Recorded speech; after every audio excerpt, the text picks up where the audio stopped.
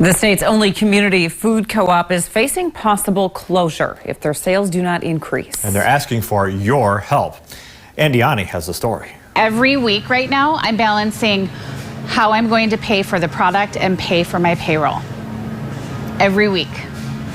So this is an absolute immediate need. SHIRLEY REESE, the Bisman Community Food Co-op's general manager, tells us sales have dropped $70,000 a month. So this has been 6 months long where our sales have just continued to decrease and stay so low that we've basically used up any reserves that we have. She says both national competition and the pandemic have played a role. Our web orders were going okay for a little while. We did curbside.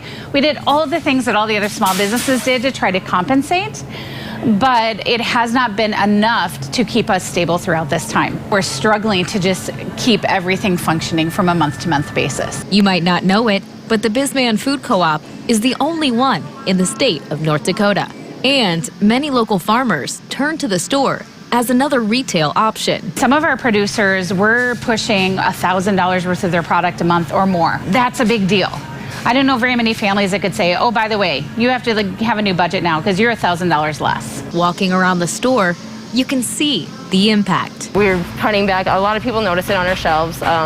We've definitely heard it that people notice that we're not carrying certain items anymore, and just to make room in the budget for items that do sell really well, we just can't afford to bring them in. And that's always really hard when you know that it's something that somebody wants and just not being able to. So why shop at the food co-op? I asked one customer why she continues to come back. You know where your food's coming from. You know the farmers that produced it. There's a lot of local farmers in the area that produce beautiful items for the store. This is a gem for Bismarck, and I think it's foolish not to support it. For KX News, I'm Andiani. REESE says of the 3,800 members, only about 200 are regularly shopping in the store. They're urging anyone to come in and shop local. And stay with us.